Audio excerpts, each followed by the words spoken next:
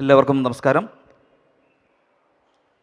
Shri Sharmila C Nair രചിച്ച പാട്ട്, പ്രണയം, ജീവിതം എന്ന പുസ്തകത്തിൻ്റെ ചർച്ചയാണ് ഇവിടെ നടക്കുന്നത്. ഇത് 2 വർഷത്തിന് മുമ്പ് ജനേകം വാരാന്ത പതിപ്പിൽ ഒരു പങ്ക്തിയായി വന്ന പാട്ടോർമ്മകളുടെ ഒരു പുസ്തകമാണ് ഇന്നിവിടെ ചർച്ച ചെയ്യുന്നത്. ഇത് കേവലം പാട്ടുകളെക്കുറിച്ചുള്ള ഒരു ഓർമ്മ പുസ്തകമല്ല, മറിച്ച് ഈ പുസ്തകത്തെ വ്യത്യസ്തമാക്കുന്നത് പാട്ടുകൾ അവതരിപ്പിക്കുന്നതോടൊപ്പം തന്നെ ജീവിതത്തിൻ്റെ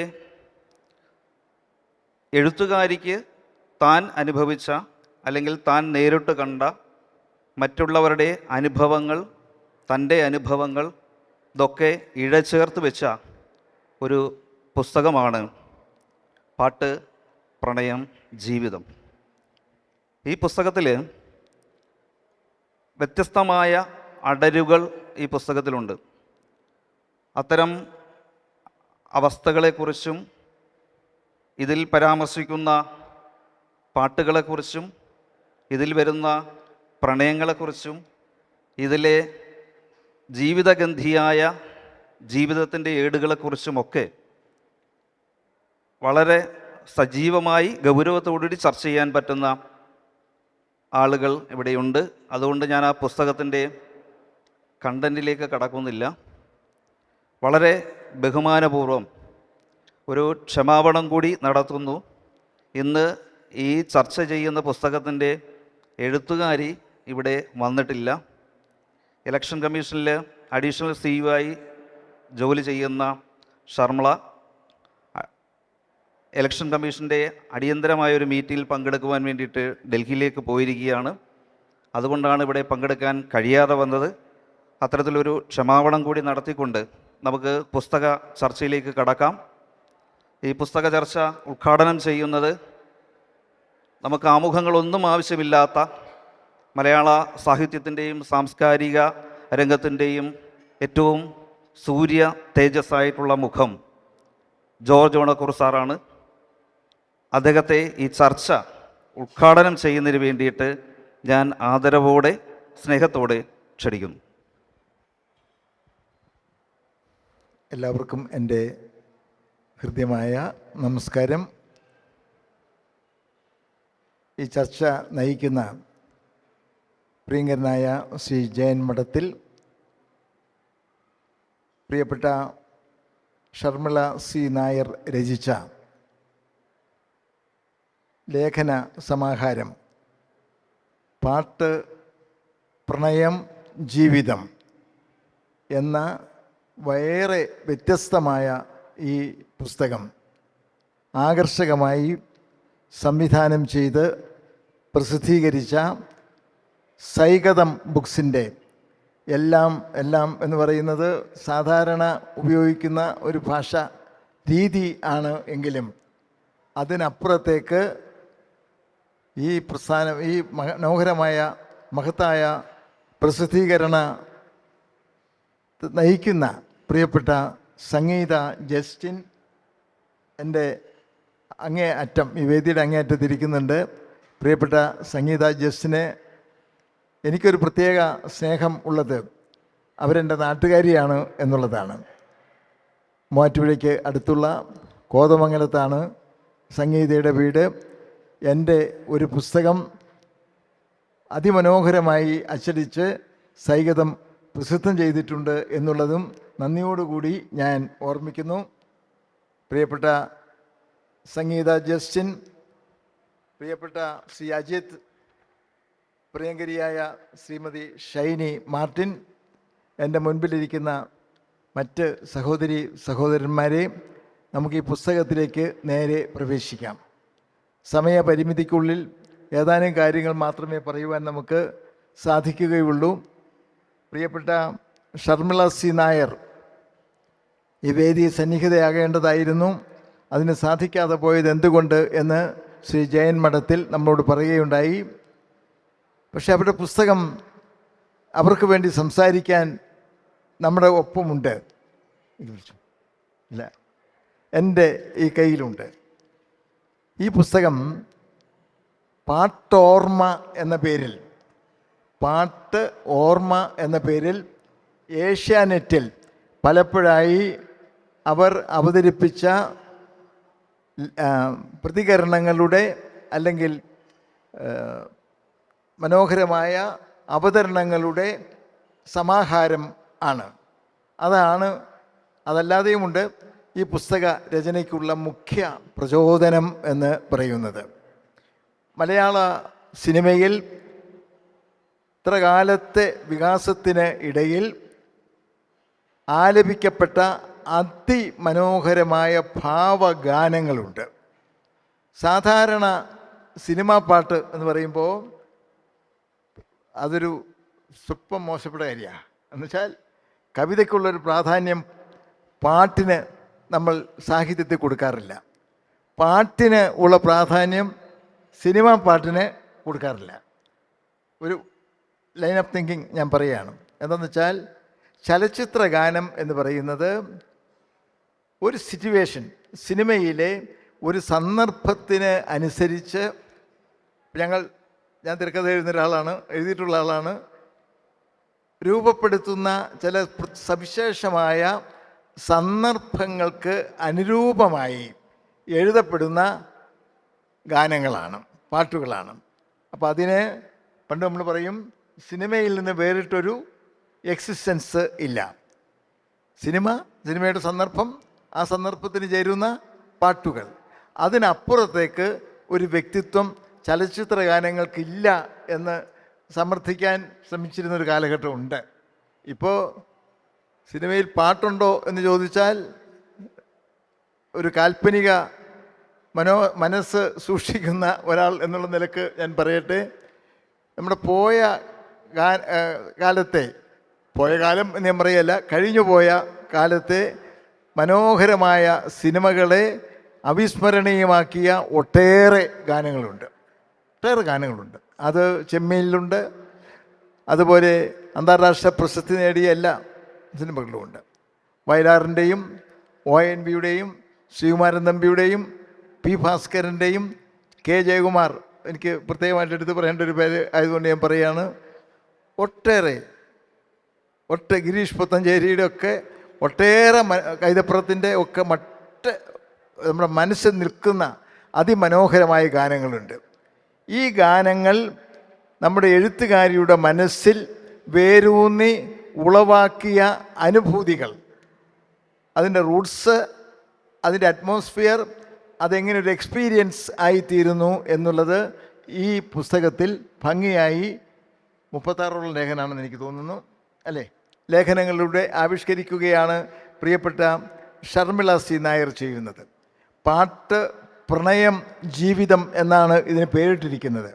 കാരണം നമുക്കറിയാം സിനിമാ പാട്ടുകൾ ഏറെയും അവതരിപ്പിക്കുന്നത്, അതിൻ്റെ വിഷയമാകുന്നത് പ്രണയമാണ്.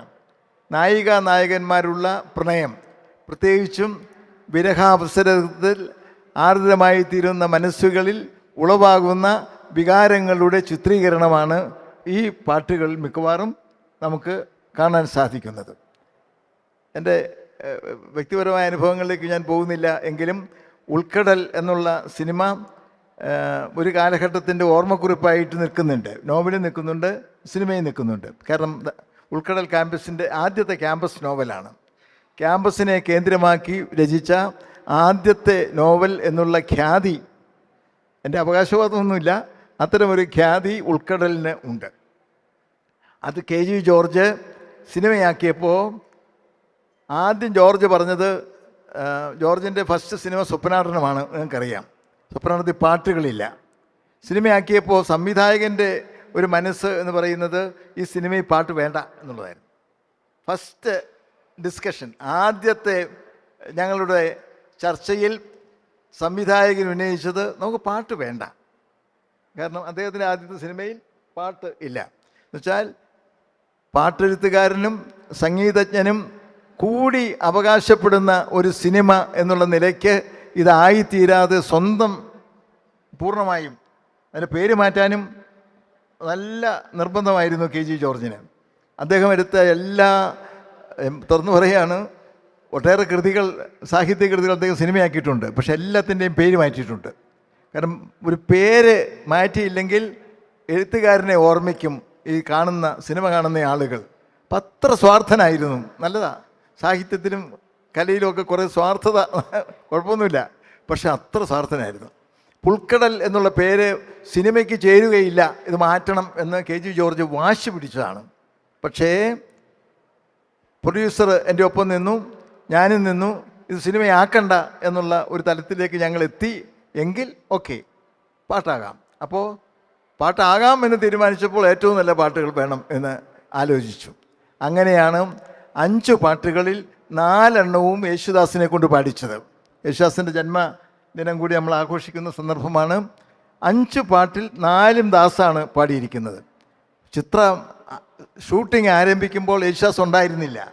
പക്ഷേ ആ സന്ദർഭങ്ങൾ എഴുതി അയച്ച് കൊടുത്ത് വേറെ റെക്കോർഡ് ചെയ്ത് സിനിമയുടെ ചിത്രീകരണം പൂർത്തിയായ ശേഷം ഇത് ഉൾക്കൊള്ളിക്കുകയാണ് ചെയ്തത്. അതുകൊണ്ട് നായകന് വേണു നാഗവള്ളിക്ക് ലിപ് മൂവ്മെൻ്റ് ഇല്ല. നോക്കിയറിയാം, സിനിമ എപ്പോഴെങ്കിലും കാണാതെ വന്നു കഴിഞ്ഞാൽ എൻ്റെ കടിഞ്ഞൂൽ പ്രണയകഥയിലെ പെൺകുടിയായാലും ശരദിന്ദു മലർ ദീപനാളം നീട്ടി എന്ന പാട്ടായാലും ഇതിലൊന്നും ലിപ് മൂവ്മെൻ്റ് ഇല്ല.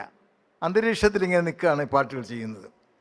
ഒരു ഗാനം മാത്രം, ഒരു യുഗ്മഗാനം മാത്രം ജയചന്ദ്രനും അതുപോലെ ജോർജിൻ്റെ ഭാര്യ സൽമ ജോർജിനെയും, അങ്ങനെയാണ് സ്വാർത്ഥത, അങ്ങനെയും കേടി ഞങ്ങൾ പാടിച്ചു.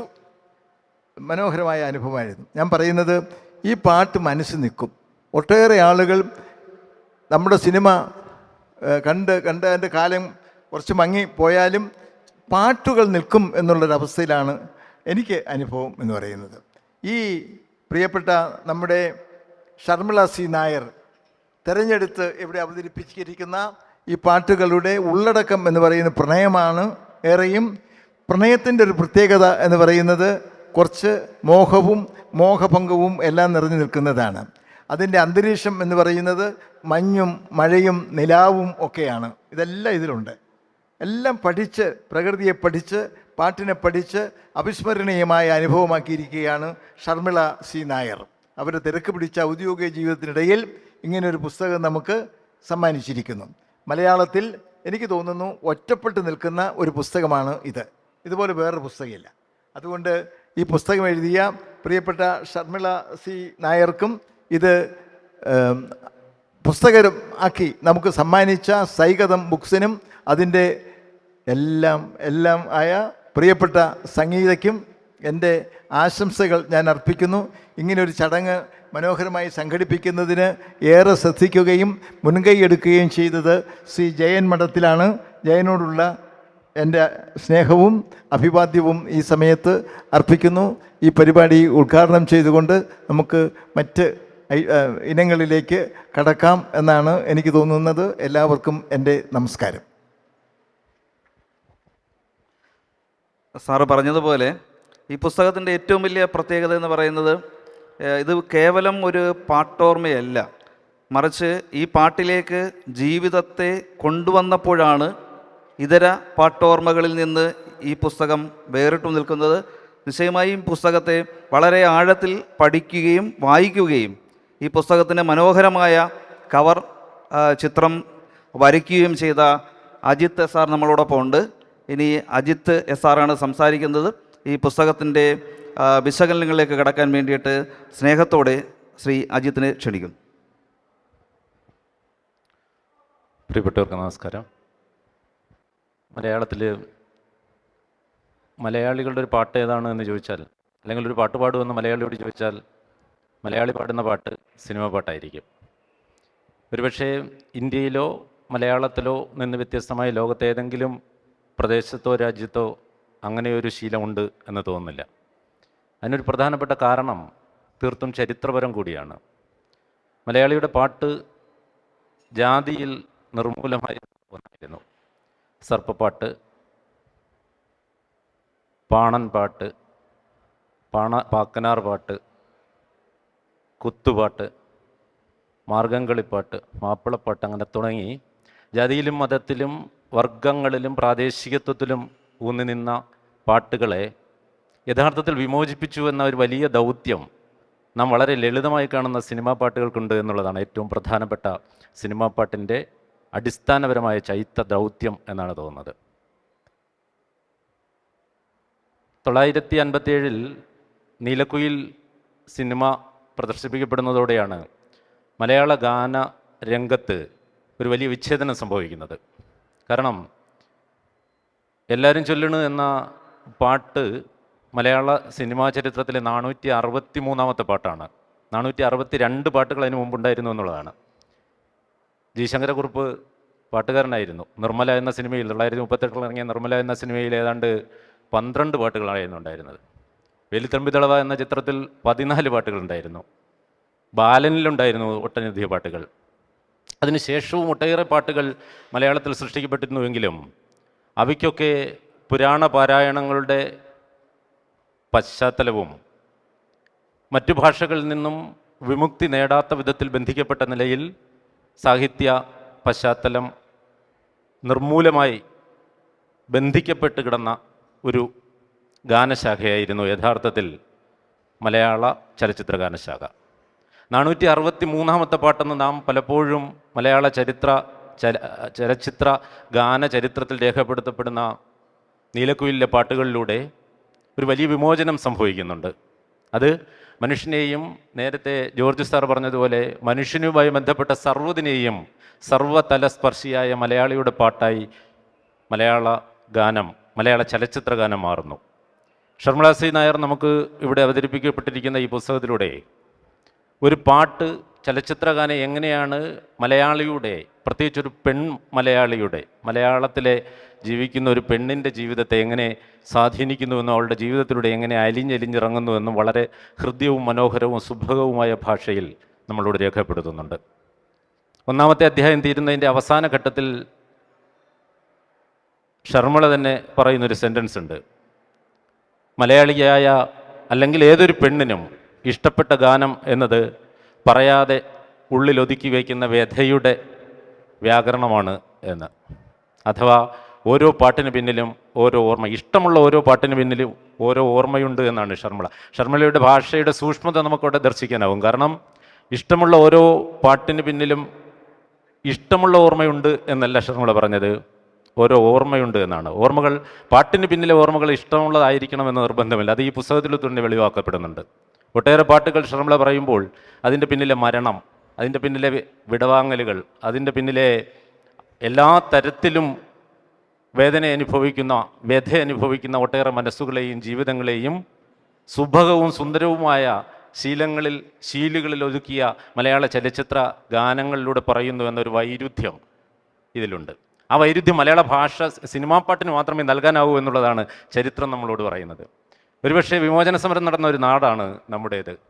ഇടതുപക്ഷ കമ്മ്യൂണിസ്റ്റ് വിരുദ്ധരും കമ്മ്യൂണിസ്റ്റുകാരും ഒട്ടനവധി അരങ്ങുവാണ നാട്. പക്ഷേ ഒന്ന് ആലോചിച്ച് നോക്കൂ, ജീവിതത്തിൽ ഒരിക്കൽ പോലും സർവ്വരാജ്യ തൊഴിലാളികളെ സംഘടിക്കൂ എന്ന് ഒരു വലതുപക്ഷ രാഷ്ട്രീയക്കാരൻ പറയാനിടയില്ലാത്തിടത്ത് വയലാർ അനുഭവങ്ങൾ വാളിച്ചകളെന്ന സിനിമയിലൂടെ ഓരോരുത്തരെ കൊണ്ടും അത് പാടിപ്പിച്ചു. സർവ്വരാജ്യ തൊഴിലാളികളെ സംഘടിക്കൂ എന്ന പാട്ടിലൂടെ. ആ പാട്ട് ഏത് വലതുപക്ഷക്കാരനും ഏത് കമ്മ്യൂണിസ്റ്റ് വിരുദ്ധനും പാടേണ്ടി വരികയും പാടുകയും ചെയ്യുന്ന വൈരുദ്ധ്യം ഒരുപക്ഷെ മലയാള ചലച്ചിത്രത്തിന് മാത്രം നൽകാനാവുന്ന കാര്യമാണ്. സദാചാരത്തിൻ്റെ വാളും വടിയും ഓങ്ങി നിൽക്കുന്നവരെ കൊണ്ടാണ് എന്നെ ഒന്ന് പുണരൂ, എൻ്റെ ദാഹം തീർക്കാൻ എന്നിൽ വന്നൊന്ന് ചേരൂ, എന്നെ ഒന്ന് പുണരൂ എന്നൊക്കെയുള്ള സദാചാര ലംഘനങ്ങളെന്ന് ഒരുപക്ഷെ ഗദ്യത്തിൽ പറഞ്ഞാൽ വാളും വടിയും ഓങ്ങുന്നവരുടെ മുന്നിലേക്ക് എത്രയോ പാട്ടുകൾ അവരെ കൊണ്ട് 10,000 വാട്ട്സിൻ്റെ മൈക്കിലൂടെ പാടിപ്പിച്ചത് മലയാള ചലച്ചിത്രങ്ങൾ മാത്രമാണ്. ഒരുപക്ഷെ നിരീശ്വരവാദത്തിൻ്റെ ഏറ്റവും കടുത്ത ഈശ്വര നിഷേധത്തിൻ്റെ കടുത്ത വരികൾ ഒരുപക്ഷെ ഈശ്വരവിശ്വാസികളെയും ഭക്തരെയും കൊണ്ട് പാടിപ്പിച്ചത് മലയാള ശാസ്ത്രമാണ്, മലയാള ചലച്ചിത്ര ഗാനങ്ങളാണെന്ന് കാണാം. കാണാനും കേൾക്കാനും അറിയാത്ത വെറും കളിമൺ ദൈവങ്ങളെ എന്ന് ദൈവങ്ങളെ നോക്കി പാടിയത് നല്ല ഭക്തരായ സ്ത്രീകളും പുരുഷന്മാരുമായിരുന്നു എന്ന് മനസ്സിലാക്കാം. തിടപ്പള്ളിയുടെ തടശിലയിൽ താടിക്ക് കയ്യൂന്നി നിൽക്കുന്ന ഒരു ദൈവത്തെക്കുറിച്ച് ശ്രീകുമാരൻ തമ്പി ചലച്ചിത്രഗാനത്തിലൂടെ പറഞ്ഞു തരുന്നുണ്ട്. ഈ അഞ്ജനശിലയിൽ, ഈ അഷ്ടബന്ധ കലശത്തിൽ എന്തിന് നീ എന്നെ ബന്ധിച്ചു മനുഷ്യ, എന്തിന് നീ എന്നെ ബന്ധിച്ചു ഭക്ത, ഇതിന് നിന്നോട് ഞാൻ എന്ത് തെറ്റ് ചെയ്തു എന്ന് ചോദിക്കുന്ന ശ്രീകുമാരൻ തമ്പിയുടെ ഒരു ഗാനമുണ്ട്. യഥാർത്ഥത്തിൽ മനുഷ്യനേക്കാൾ താഴെയാണ് ദൈവം എന്ന് പറയുന്ന ആ പാട്ട് ആകാശത്തേക്കാൾ വലുതാണ് ദൈവമെന്ന് കരുതുന്ന ഭക്തരെ കൊണ്ട് പാടിപ്പിക്കാൻ ഒരുപക്ഷെ മലയാളത്തിലെ മറ്റൊരു സർഗശാഖയ്ക്കും സാധിക്കില്ല. അത്തരം വിരുദ്ധോക്തികൾ, വൈരുദ്ധ്യങ്ങൾ, ഉള്ളിലുള്ളതിൻ്റെ വിപരീതമായിട്ട് കൂടി അവൻ്റെ നാവിലൂടെ ഉറക്കെ പറയുവാൻ പ്രേരിപ്പിക്കുന്ന ഒരു വലിയ ചരിത്രം മലയാള ചലച്ചിത്ര ഗാനത്തിനുണ്ട്. അതുകൊണ്ട് തന്നെ അത് വളരെ ഗൗരവതരത്തിൽ പഠിക്കപ്പെടേണ്ട ഒന്നുമാണ്. ഒരുപക്ഷെ അതുകൊണ്ടായിരിക്കും ലോകത്താദ്യമായി ചലച്ചിത്ര ഗാനം നിരോധിച്ച രാജ്യം നമ്മുടെ ഇന്ത്യയാണ്. 1953 കേസ്കർ എന്ന് പറയുന്ന ഒരു സവർണ ബ്രാഹ്മണൻ നമ്മുടെ വാർത്താവിതരണ പ്രക്ഷേപണ വകുപ്പ് മന്ത്രിയായപ്പോൾ ആദ്യം അദ്ദേഹം ചെയ്തത് നമ്മുടെ ഇന്ത്യൻ ഭാഷകളിലുള്ള സിനിമകളിൽ ഉറുദു അത് സംസ്കൃത വിരുദ്ധമാണെന്നുള്ള ധാരണയിൽ ആ സവർണ ബ്രാഹ്മണൻ ചെയ്തത് ഉറുദു ഭാഷയുടെ ആധിക്യവും കാമനകളെയും പ്രേമത്തെയും വല്ലാതെ പ്രകോപിപ്പിക്കുകയും ചെയ്യുന്നു എന്നൊരൊറ്റ കാരണം കൊണ്ട് ചലച്ചിത്ര ഗാനം തന്നെ നിരോധിച്ച ചരിത്രം നമുക്കുണ്ട് ആകാശവാണിയിലൂടെ. അന്നത്തെ ചരിത്ര വിശകലനങ്ങളിൽ നമുക്ക് കാണാൻ സാധിക്കുന്നത് ബോംബെയുടെ തെരുവുകൾ 8 മണിക്ക് ശേഷം നിശബ്ദമായി എന്നാണ്. കാരണം അന്ന് വരെ 8 മണിക്ക് കേട്ടുകൊണ്ടിരുന്ന ആകാശവാണിയിലൂടെയുള്ള സിനിമാ ഗാനങ്ങൾ നിശ്ചലമായി. പകരം ആ സമയം നോക്കി, ആ തക്കം നോക്കിയാണ് ശ്രീലങ്ക പ്രക്ഷേപണം ഇന്ത്യയിൽ ആരംഭിക്കുന്നത്. അതുകൊണ്ട് തന്നെ അന്ന് വരെ കേട്ടുകൊണ്ടിരുന്ന ഹിന്ദിയിലെ ചലച്ചിത്ര ഗാനങ്ങൾ കേട്ടുകൊണ്ടിരുന്നവർ റേഡിയോയുമായി തങ്ങളുടെ വീടിനുള്ളിലേക്കോ വീടിന് മുകളിലേക്കോ റേഡിയോ ബാൻഡ് കിട്ടുന്നതിന് വേണ്ടി പോവുകയും നിരത്തുകൾ നിശബ്ദമാവുകയും ചെയ്തു.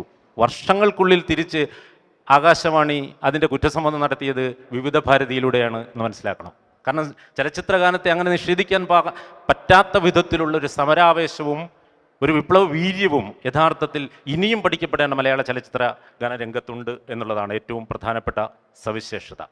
മലയാളിയെ ഇരുട്ടത്തും ഏകാന്തതയിലും പാടാൻ പഠിപ്പിച്ചതും ചിന്തിക്കാൻ പഠിപ്പിച്ചതും അവൻ്റെ ഓർമ്മകളിലേക്ക് സഞ്ചരിക്കാൻ പഠിപ്പിച്ചതുമാണ് മലയാള ചലച്ചിത്ര ഗാനങ്ങൾ. കാരണം ഇരുട്ടത്ത് കണ്ട സിനിമയിലാണ് നാം ചലച്ചിത്ര ഗാനങ്ങൾ ആസ്വദിച്ചത്. ഒറ്റയ്ക്ക് ആകാശവാണിയിലൂടെ വീട്ടിൻ്റെ ഏകാന്ത മുറികളിൽ ഇരുന്നു കൊണ്ടാണ് നാം ചലച്ചിത്രത്തെ ആസ്വദിച്ചത്. അതുകൊണ്ട് തന്നെ അതിൻ്റെ ശക്തി, അതിൻ്റെ ഊർജം വളരെ വലുതാണ്.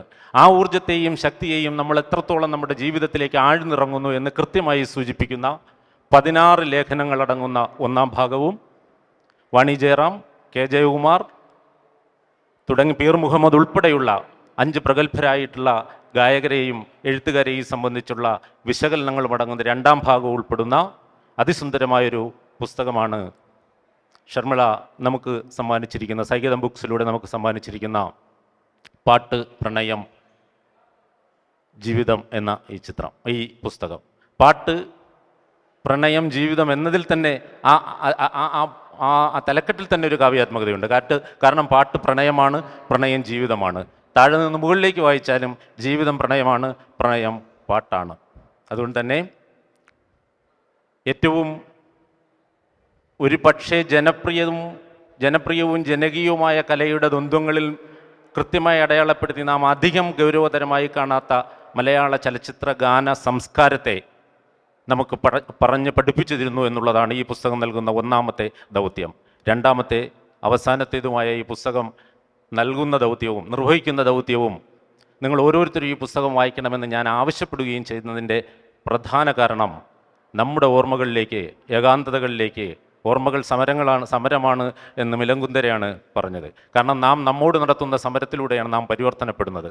അതുകൊണ്ട് തന്നെ ഓരോ ഓർമ്മയും ഓരോ പാട്ടാണെന്നും അതുകൊണ്ട് തന്നെ ഓരോ ഗാനങ്ങളും നമ്മുടെ ജീവിതത്തിലെ ഓർമ്മകളെ തിരിച്ചു പിടിക്കാനും ആ ഓർമ്മകളിലൂടെ നമ്മെ സ്വയം നവീകരിക്കുവാനുമുള്ള വലിയ സംഭരണശേഷിയുള്ള വലിയ സ്ഫോടനാത്മകമായ സംഭരണശേഷി ഉള്ള ഒന്നാണ് മലയാള ചലച്ചിത്ര ഗാനങ്ങളെന്ന് ഷർമിള നമ്മളോട് പറഞ്ഞു തരുമ്പോൾ അത് നാം ഈ ഇരിക്കുന്ന ഓരോരുത്തർക്കും വലിയ പ്രചോദനമാണ്. നമുക്കിഷ്ടപ്പെട്ട പാട്ടുകളിലൂടെ നമ്മുടെ ഓർമ്മകളിലേക്കും ജീവിതത്തിലേക്കും സഞ്ചരിക്കുവാനുള്ള വലിയ ഒരു പ്രചോദനം കൂടി ഈ പുസ്തകം നൽകുന്നുവെന്ന് പറഞ്ഞുകൊണ്ട് അവസാനിപ്പിക്കുന്നു. നന്ദി, നമസ്കാരം. നന്ദി ശ്രീ അജിത്ത് പറഞ്ഞതുപോലെ ഈ പുസ്തകത്തിന് ഒരു പെൺപക്ഷ കാഴ്ചപ്പാടുണ്ട്. ഒരു സ്ത്രീയുടെ കാഴ്ചപ്പാടിൽ ഈ പാട്ടുകളെ ഓർത്തെടുക്കുന്ന ഒരു തലം കൂടി ഈ പുസ്തകത്തിനുണ്ട്. നിശ്ചയമായും ഈ പുസ്തകത്തെക്കുറിച്ച് അത്തരമൊരു തലം കൂടി പരാമർശിക്കുമെന്നുള്ള പ്രതീക്ഷയോടെ ഇനി തുടർന്ന് ചർച്ചയ്ക്ക് വേണ്ടിയിട്ട് അധ്യാപികയും കവിയും എഴുത്തുകാരിയും ഒക്കെയായ ശ്രീമതി ഷൈനി മാർട്ടിനെ ക്ഷണിക്കും. ബഹുമാനപ്പെട്ട ഓണക്കൂർ സർ, സ്റ്റേജിൽ ഉള്ള മറ്റ് വ്യക്തികളെ, ഈ പുസ്തകം ആദ്യം ഒരു തവണ വായിച്ചതിന് ശേഷം ഞാനൊരു നീണ്ട ആശുപത്രി വാസത്തിന് ശേഷം വന്നതായതുകൊണ്ട് ചില കാര്യങ്ങൾ രണ്ടാമത്തെ വായനയിൽ റെഫർ ചെയ്ത് പറയേണ്ടി വരുന്ന ഒരു കാര്യമുണ്ട്. നമ്മൾ ഷോപ്പനോവറുടെ ഒരു സെൻറ്റൻസ് ഉണ്ട്, one should use simple language or common language to say uncommon things എന്ന് പറയുന്ന. ഒരുപക്ഷേ ഭാഷയോളം തന്നെ പഴക്കമുള്ള ഒരു കൺസെപ്റ്റ് ആയിരിക്കും ഇത്.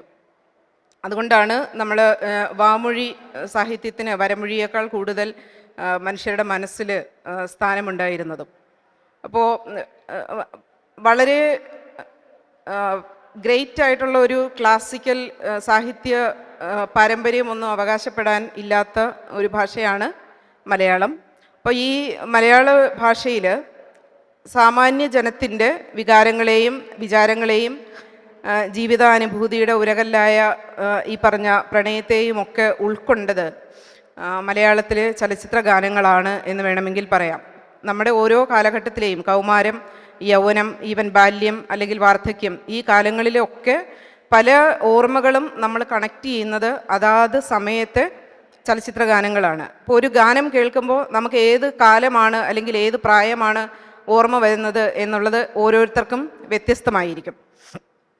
അപ്പോൾ ഈ സിനിമാ ഗാനങ്ങളുടെ ഈ ജനപ്രിയതയ്ക്ക് രണ്ട് കാരണങ്ങളാണ് ഉള്ളത്. ഒന്ന്, അതിൻ്റെ ഒരു അപാരമായ താദാത്മ്യശേഷി. ഈ പറഞ്ഞ നമ്മുടെ ജീവിത സന്ദർഭങ്ങളുമായിട്ട് നമുക്ക് ചില പാട്ടുകളെ താദാത്മ്യം ചെയ്യാനുള്ളൊരു അവസരം വരുന്നു. അതുകൊണ്ട് അങ്ങനെയുള്ള ഒരു ആസ്വാദനം, അതാണ് ഒന്നാമത്തേത്. പിന്നെ അതുകൊണ്ട് തന്നെ നമുക്ക് വളരെ പോസിറ്റീവായിട്ടും അല്ലെങ്കിൽ നെഗറ്റീവായിട്ടും ഒക്കെയുള്ള ജീവിതാനുഭവങ്ങളെ കടന്നു പോകുന്ന കാര്യങ്ങൾ നമുക്ക് ചലച്ചിത്ര ഗാനങ്ങളുമായിട്ട് ബന്ധപ്പെട്ടായിരിക്കും പലപ്പോഴും നമ്മുടെ ഓർമ്മയിലേക്ക് കൊണ്ടുവരാൻ കഴിയുന്നത്. രണ്ട്, നേരത്തെ ഇവിടെ അജിത് സാറ് പറഞ്ഞതുപോലെയുള്ള ഒരു കാര്യം, അതായത് മറ്റ് പല ഭാഷകളിലും മറ്റ് പലതരം ഗാനശാഖകൾക്കും നാടോടി സാഹിത്യങ്ങൾക്കുമൊക്കെ പുരോഗമനം ഉണ്ടായപ്പോൾ അത് വളരെ വലിയ തോതിൽ ഒരു പുരോഗമനം ഉണ്ടാകാതിരുന്ന ഒരു ഭാഷയാണ് മലയാളം എന്നാണ് എനിക്ക് തോന്നുന്നത്. അതിൻ്റെ കാരണം അക്ഷരം അന്യമായിരുന്ന ഒരു സമൂഹം ഈ അടുത്ത കാലം വരെ ഉണ്ടായിരുന്ന ഒരു ജനതയാണ് നമ്മൾ. അപ്പം നമുക്ക് അങ്ങനെ ആസ്വദിക്കപ്പെടാൻ പറ്റുമായിരുന്നത് ഈ ചലച്ചിത്ര ഗാനങ്ങളായിരുന്നു എന്നുള്ളതാണ്. അപ്പോൾ ഇതിൻ്റെ വളരെ അപകടകരമായൊരു മറുവശം കാണാതിരുന്നുകൂടാ. ഒരു പെൺവായനയെക്കുറിച്ച് ഇവിടെ പറഞ്ഞു. നമ്മുടെ പ്രണയസങ്കല്പങ്ങളെയും അല്ലെങ്കിൽ ജീവിത സങ്കല്പങ്ങളെയും ഒക്കെ ഇത്രമേൽ സ്ത്രീവിരുദ്ധമാക്കിയതിൽ ഇവിടുത്തെ ചലച്ചിത്ര ഗാനങ്ങൾക്ക്, ഗാനരചയിതാക്കൾക്കും അവരെ അങ്ങനെ തന്നെ തുടരാൻ പ്രേരിപ്പിച്ച നിർമ്മാതാക്കൾക്കുമുള്ള പങ്ക് നമ്മൾ കാണാതിരുന്നുകൂടാ. ചില വാക്കുകൾ തുടർച്ചയായിട്ട് സിനിമയിൽ പാട്ടുകളിൽ ആവർത്തിച്ചു വരുന്നത് ശ്രദ്ധിച്ചാൽ തന്നെ നമുക്കറിയാം.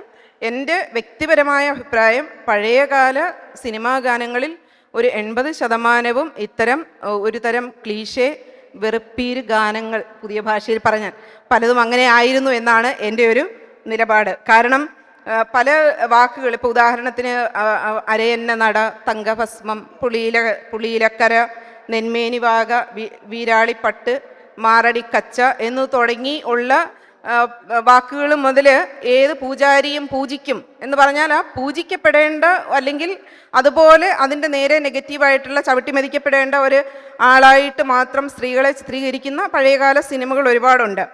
ഇപ്പോൾ അകത്തമ്മയായ എൻ്റെ അകത്തളം വാഴുമോ എന്നൊരു സ്ത്രീയോട് ചോദിക്കുകയാണ്. ആരോടാണ്? അടുക്കളയിൽ കരിയും പൊടിയും പിടിച്ച് ജോലി ചെയ്യുന്ന ഒരു സ്ത്രീയോട് പോലും മലയാളി പുരുഷൻ്റെ മനസ്സിലെ സങ്കല്പം ഇതാണ്, അകത്തമ്മയായി എൻ്റെ അകത്തളം വാഴുമോ എന്നാണ്. അപ്പോൾ ഇങ്ങനെ ഉള്ള പാട്ടുകളിലൂടെ കടന്നു വന്ന മലയാളികൾക്ക് എങ്ങനെയാണ് സ്ത്രീകൾക്കുണ്ടായ അല്ലെങ്കിൽ സ്ത്രീകൾക്കുണ്ടായ ഒരു സാമൂഹ്യ മുന്നേറ്റത്തെ ഒരു പൊതുബോധമായിട്ട് അംഗീകരിക്കാൻ എങ്ങനെയാണ് കഴിയുക എന്നുള്ളത് എൻ്റെ ഒരു സംശയമാണ്. പക്ഷേ ഇതുമായിട്ട് താരതമ്യം ചെയ്യുമ്പോൾ മലയാളം നാടക ഗാനങ്ങൾ വളരെ ഭേദമാണ് എന്ന് മാത്രമല്ല, പുതിയ കാലത്തെ പാട്ടുകളും അവർക്ക് ഇത്തരം സങ്കല്പങ്ങളോടൊന്നും താല്പര്യമില്ല. പുതിയ കാലത്തെ സിനിമാ പാട്ടുകൾ നിങ്ങൾ ശ്രദ്ധിച്ചിട്ടുണ്ടെങ്കിൽ അറിയാം, അവർ വളരെ ഒരുപാട് വൈവിധ്യങ്ങളെ ചേർത്ത് നിർത്തുന്ന പാട്ടുകളാണ്. അതുപോലെ തന്നെ പ്രകൃതിയെയും പല വിധത്തിലുള്ള പ്രകൃതങ്ങളെയും ഉൾക്കൊള്ളുന്നവരാണ്. ചുരുക്കി പറഞ്ഞാൽ ഒരു ഏകദാനത എന്ന് പറയുന്ന ഒരു ഗുഹയിലേക്ക് പുതിയ പാട്ടുകൾ കയറില്ല എന്ന് തന്നെയാണ് എനിക്ക് തോന്നിയിട്ടുള്ളത്. അപ്പോൾ അങ്ങനെ ഈ ഒരു പറഞ്ഞ ആഭിജാത്യത്തിലൊക്കെ, ഈ പറഞ്ഞ ഒരു പ്രത്യേകതരം ആഭിജാത്യത്തിലൊക്കെ അഭിരമിക്കുന്ന ഒരു പാരമ്പര്യം ഞങ്ങൾക്ക് വേണ്ട എന്ന് പറയുന്ന കുട്ടികളാണ് പുതിയ കാലത്തെ സിനിമകൾ ചെയ്യുന്നത്. അപ്പോൾ പാടിപ്പതിയുന്നത് എന്തും ഉറച്ചു പതിയും എന്നാണല്ലോ നമ്മൾ കരുതുന്നത്. അപ്പോൾ പാടിപ്പതിയേണ്ടത് ജീവിത വിരുദ്ധതയും സ്ത്രീ വിരുദ്ധതയും ആകരുത് എന്നാണ് എനിക്ക് ഇപ്പോഴത്തെ സിനിമാ ഗാനരചയിതാക്കളോട് അഭ്യർത്ഥിക്കാനും കൂടെ ഉള്ളത്. ഞാൻ ആമുഖമായിട്ട് ഇത്രയും പറഞ്ഞതിൻ്റെ കാരണം ഷർമിള സി നായരുടെ പാട്ട് പ്രണയം ജീവിതം എന്ന പുസ്തകം എന്തുകൊണ്ട് പ്രസക്തവും വായനാക്ഷമവുമായിട്ട് മാറുന്നു എന്നുള്ളതാണ്. അതിന് ഒന്നാമത്തെ കാരണം ഈ പാട്ടുകളുടെ തെരഞ്ഞെടുപ്പാണ്. നേരത്തെ പറഞ്ഞ ഈ ക്ലീഷേ പെൺവർണ്ണനകളിൽ തുടങ്ങി വളരെ കാമപൂർത്തീകരണത്തിൽ സംപ്രീതമായിട്ട് അവസാനിക്കുന്ന ഒരു എസ്തെറ്റിക്സ് ഉള്ള പാട്ടുകളല്ല ഷർമിള ഇതിൽ തിരഞ്ഞെടുത്തിരിക്കുന്നത്. ഇത് വളരെ വ്യക്തിനിഷ്ഠമായ തിരഞ്ഞെടുപ്പുകളാണ്. സംഗീതവും സാഹിത്യവും സോൾമേറ്റ്സ് ആയിട്ട് വരുന്ന പാട്ടുകളെയാണ് സംഗീത തിരഞ്ഞെടുത്തിരിക്കുന്നത്. അപ്പോൾ ഈ വ്യക്തിനിഷ്ഠമായ തിരഞ്ഞെടുപ്പിൻ്റെ കാരണം ആ ഒരു പ്രായം, അതായത് ഷർമിളയുടെ കൗമാരവും യൗവനവും കടന്നു വന്ന കാലഘട്ടം ഇതിനൊരു കാരണമായിരിക്കാം. ആ കാലഘട്ടത്തിലെ പാട്ടുകൾ തിരഞ്ഞെടുത്തിരിക്കുന്നു എന്നുള്ളതാണ്. ഇത് ഒരു അക്കാഡമിക് പഠനരേഖയൊന്നുമല്ല. ഇത് വളരെ വ്യക്തിനിഷ്ഠമായിട്ട് സ്വന്തം അനുഭവങ്ങളുടെ പശ്ചാത്തലത്തിൽ, അല്ലെങ്കിൽ തനിക്ക് ഏറ്റവും പ്രിയപ്പെട്ട ചിലരുടെ അനുഭവങ്ങളുടെ പശ്ചാത്തലത്തിൽ എഴുതപ്പെട്ട വളരെ ചെറിയ കുറിപ്പുകളാണ്. അതുപോലെ അത് ശരിക്കും പറഞ്ഞാൽ നമ്മളെ ഈ കടലിൽ ഇടുന്ന ഉപ്പുപാവകളെ പോലെ ആ ഗാനത്തിലേക്ക് നമ്മളെ അലിയിപ്പിച്ച് കളയുന്ന ഒരു മാജിക്കൽ പവർ ഈ ഗാനങ്ങൾക്ക് ഉണ്ട്.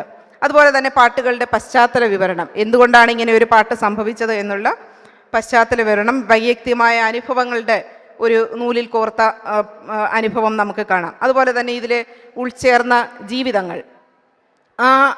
കാരണം എന്ന് വെച്ചാൽ ഷർമിള വളരെ നല്ല ഒരു കേൾവിക്കാരിയാണ്. അപ്പോൾ അതിൻ്റെ ഒരു പ്രയോജനമായിരിക്കാം ഈ പാട്ടുകളിൽ മറ്റുള്ളവരുടെ അനുഭവങ്ങളെ ഇതിനകത്ത് കോർത്തിണക്കാൻ ഉള്ള ഒരു കഴിവ് അവർക്ക് വന്നത് അതുകൊണ്ടായിരിക്കാം എന്ന് ഞാൻ കരുതുന്നു. അതുപോലെ തന്നെ ഈ കണക്റ്റഡ് സ്റ്റോറീസ്, എന്തുകൊണ്ടാണ് ഈ ഓരോ പാട്ടും പറയുമ്പോൾ അതിൻ്റെ പശ്ചാത്തലം, ആ കഥയുടെ ചെറിയ കുറിപ്പുകൾ, ഇതെല്ലാം ഇതിനകത്ത് ഉൾക്കൊള്ളിട്ടുണ്ട്. പിന്നെ പാട്ടുകൾ വെറുതെ റെഫർ ചെയ്ത് പോവുകയല്ല, അതിനകത്തുള്ള കാര്യങ്ങൾ, സന്നിഗ്ധാവസ്ഥകൾ, ജീവിതത്തിൻ്റെ സന്നിഗ്ധാവസ്ഥകളെല്ലാം അതിൽ കടന്നു പോകുന്നുണ്ട്. അതുപോലെ തന്നെ ഏറ്റവും പ്രധാനപ്പെട്ട ഒരു കാര്യം, വളരെ വൈകാരികവും വളരെ നിയന്ത്രിതവുമായിട്ടുള്ള ഒരു ശൈലി.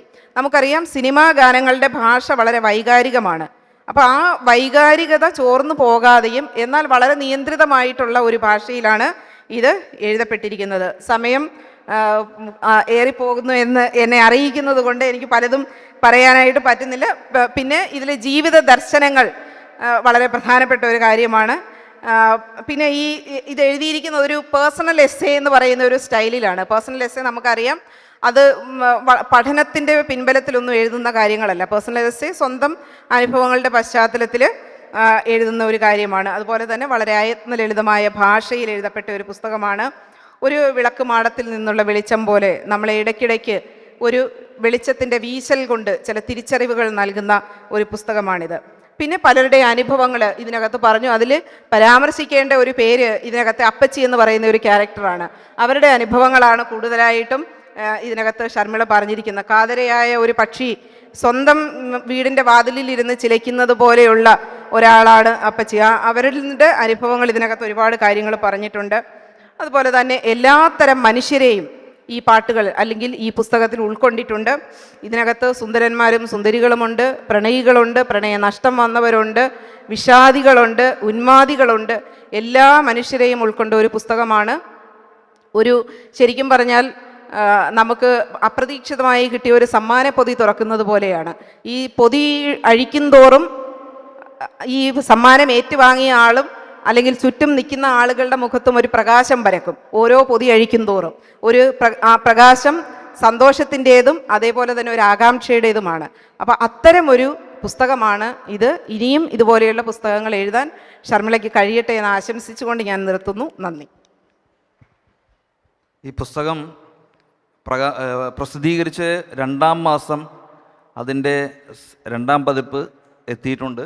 ആ 2-ാം പതിപ്പിൻ്റെ പ്രകാശനം കൂടിയിട്ട് ഓണക്കുറുപ്പ് സാറ് ഇവിടെ നിർവഹിക്കും.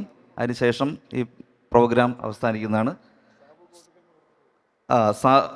സാബു കോട്ടുക്കലിന് കൊടുത്തുകൊണ്ട്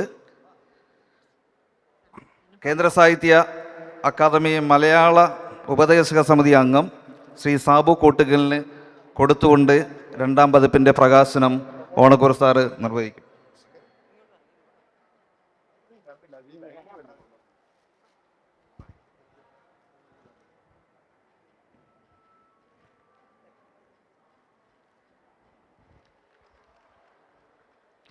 ഈ പുസ്തകത്തിൻ്റെയും കവർ ചെയ്തിരിക്കുന്നത് ശ്രീ അജിത് എസ് ആറാണ്.